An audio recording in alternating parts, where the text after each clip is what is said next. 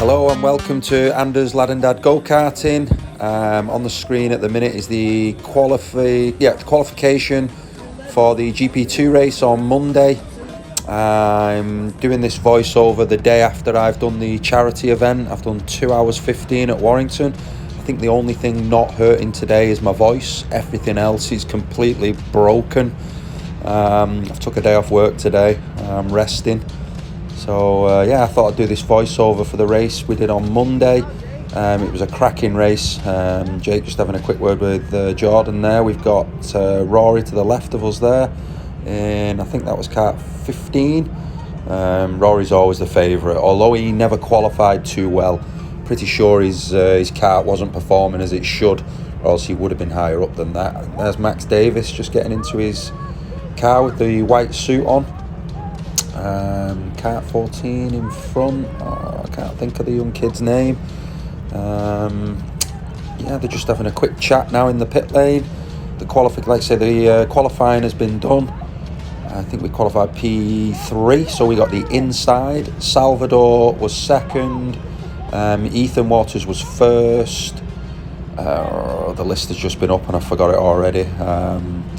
I know Salvador's starting on the bad side of the grid, so although he's P2 usually gets jumped off the line, especially with Jake being a little bit lighter than Salvador. I'm pretty sure that Jake gets the jump on him here. Like I said, we did this on Monday. Yeah, I'm sure Jake gets the jump on the start, but I'll not give too much away and let you go. Jake's having a chat with Archie there. There's Dylan Edwards there from Trafford Park. Dylan's a great racer. He's a subscriber to our channel, so thanks, Dylan. We look forward to getting on track with you again soon. We're going through the start procedure. Here we go. Away we go. So Salvador's just trying to cut Jake off. He didn't really have any chance. Like I said, P3 always seems a better starting spot. Jake's got away really well. Ethan's got away really well. Let's see if we can hunt him down, put some pressure on him, and take it from there. Let's just see how this opening lap plays out. So Ethan's going very narrow into there. We've got good drive. Oh, yep, red flag. Oh, there was an incident into turn 2, I believe. I think there was a couple of karts that had crashed out, so they're just letting them catch the back of the pack up now before they send us green again. I'm pretty sure that we go green around the down ramp. Now we'll just see how this plays out now. Like I say, we've got Ethan in front. Salvador is on our tail. Fourth place. Oh, it was Max. I think it was Max. I think Max Davis was in fourth. And then Dylan, Rory. I think Riley was sort of 6th, 7th place. Riley's really coming on now. He's had a few weeks in these cars. He's getting to the low 59s now. So yeah, the few of the kids that have just joined have started to get in the low 59s, which is nice. Very competitive field this. I think we had 18 karts on, and the top 8 guys were absolutely flying. I think the top 4 or 5 got into the 58s. I think Rory got the fastest lap. Rory Hinckley with a 58.6. I think Rory might have finished 4th or 5th, so he did really well considering he had a bad qualifying. Well, yeah, Ethan's keeping this gap to us pretty much the same, so we're going to need to get after him a little bit more and get some pressure on him. Ethan's a cracking racer, so it's not going to be easy to pass him. Let's see. Can we get a run at him here? No, we're too far away. Just got to try and get some pressure on him through these corners. Let's see if we can get better exits and entries. Yeah, we got a good exit there. Yeah, Jake's very good through this section. We just went a little bit more to the right than normal. But yeah, good launch. We've closed the gap. Oh yeah, let's get some pressure on Ethan. See if we can force him into a mistake. Ethan's taking a defensive line there so he doesn't let Jake throw it up the inside of him. Again through here, he's keeping the corners tight. Ethan's a smart racer. He knows where the overtaking spots are, so he knows where to be fast, where to slow Jake down. Yeah, Ethan's very tight through there, just leaving no room for any sort of move to be through up the inside or around the outside of him. Let's see, after the down route, can we get a run on him into turn 1? Let's see.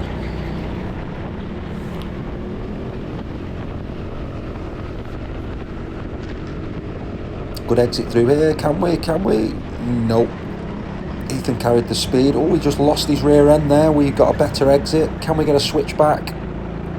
Nah, Ethan comes across, covers the line, puts his kart where it should be, and yeah, we can't get after him there. Smart driving from Ethan.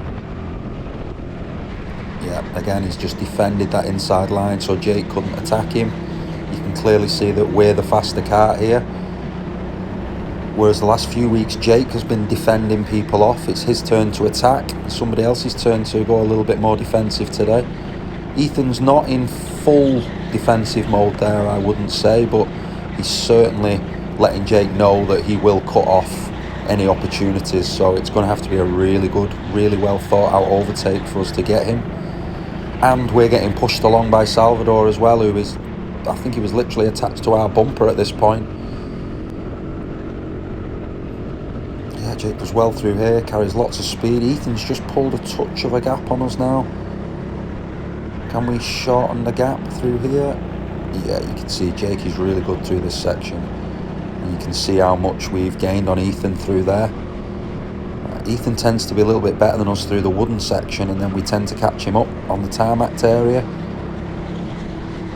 Let's see if we can get right on his tail again and start getting some pressure onto him.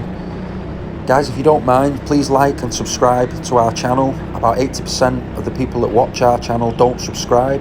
If you don't mind, click the like button, click subscribe, and leave us a little comment. It really helps us out. Jake's doing excellent here. He's in P2 after qualifying P3. We jumped Salvador off the line, and you can see we've closed right up onto Ethan now. So let's see, can we get him into turn 1? See, Ethan carries great speed through there. It's so hard to throw a move on him there, but we get better exit speed, and again it gives us a better racing line. Yeah, Ethan just lets his car drift left and knows that we can't go up the inside of him there. We wouldn't have had the traction. So again, smart driving. Ethan takes the inside line, puts us off, going for it, so we just slot in behind him and try and apply more pressure.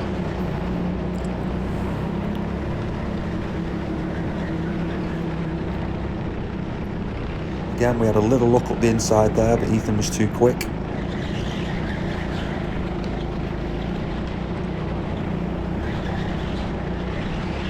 Yeah, Jake's trying every trick in the book here. Hopefully, if Dylan had lost traction or something, then we maybe could have shot up the inside. So here now we just try and get on the bumper, keep flat out, get to turn 1 and try and throw it up the inside. You can see we just can't quite get our kart alongside to show him that we're going to try and get him into turn 1. We try a switch back here, try and get left. Yeah, Ethan does really well. He gets his kart left and just blocks us off. Great driving.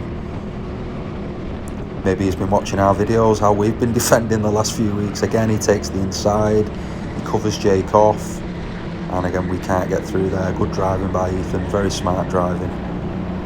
Can Jake get a move here up the up ramp? Can we just get left and attack? Oh, I think that was an opportunity for us to maybe throw the kart up the inside there, but Jake chose not to. Maybe feeling that he's got I keep calling him Dylan, got Ethan's number here. But again, Ethan's driving very well. He knows exactly where to put his kart. Quick look round there. We're not going anywhere here. We've clearly got the pace on him. It's very hard to overtake a car when he's doing 58.7s in front of you.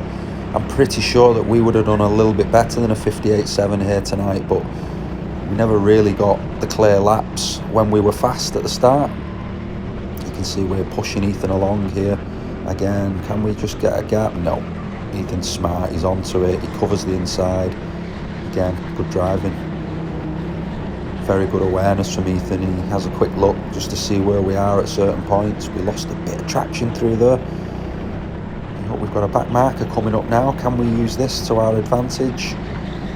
The guy out in front, it's only his second time on here, and he's doing really well. He struggled with the kart, but it does take you a few times. Oh, Salvador on the left there, just showing us he's still there. just goes to show that Salvador is right on our case. Any mistake we make, he would be past us. Jake is waving to Salvador there. Let's go, let's go. He's trying to say to Salvador, don't attack me because we've got this guy ahead. Let's get this guy ahead. That's what Jake's saying to Salvador. He's saying, if you attack me, I'm going to have to defend you, and this guy's going to drive away from us. So Jake is saying to Salvador, let's go, let's get him together, let's get him together. I don't think they'd spoke about it before the race, so I don't think Salvador knew what Jake was trying to say to him. So yeah, Salvador was just trying to attack Jake at every opportunity he got, which I think eventually does actually cost us. So again, we're still on Ethan's case here. Again, Jake's pointing to Salvador, let's go, let's get him, let's get him.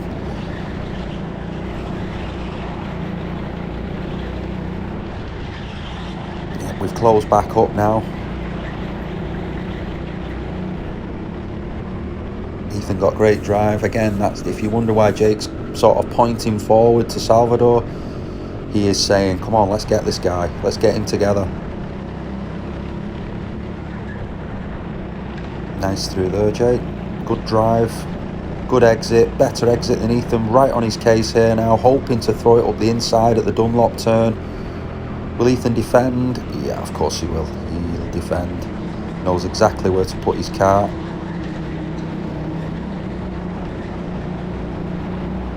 And we just lost a little bit of traction through there.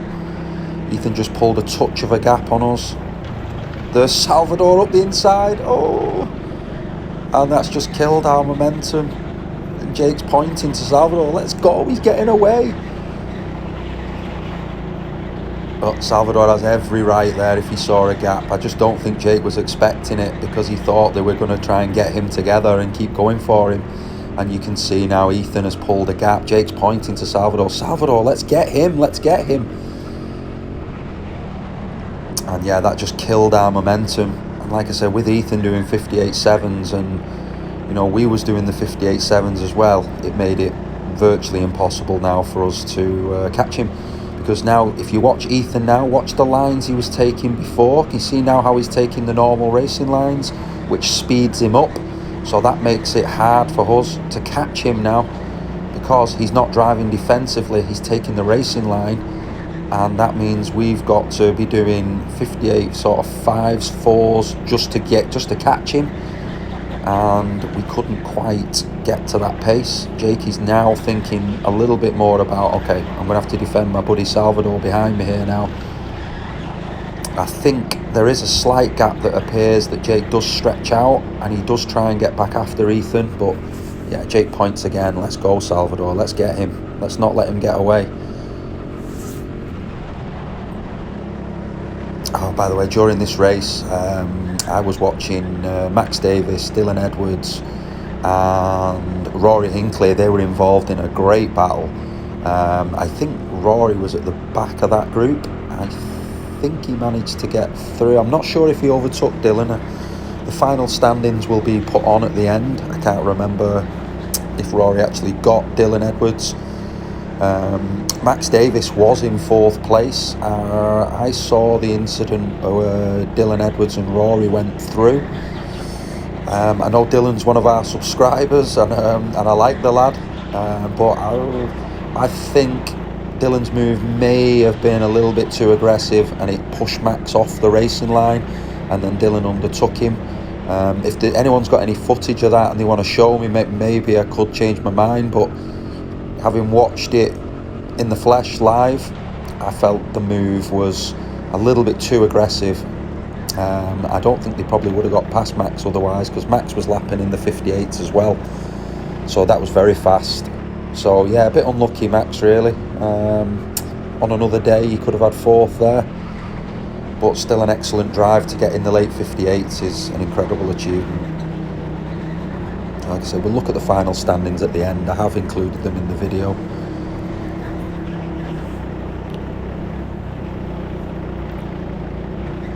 It was an excellent race this. It was a bit of a shame we couldn't keep applying pressure to Ethan right to the end. But that's racing. It is what it is. We'll try and get him next week. Next week, Monday event is Chase the Ace. I think Rory Hinckley is the ace, so he'll be starting on pole on Monday, and it's down to the rest of us guys to try and qualify well and try and give him a race.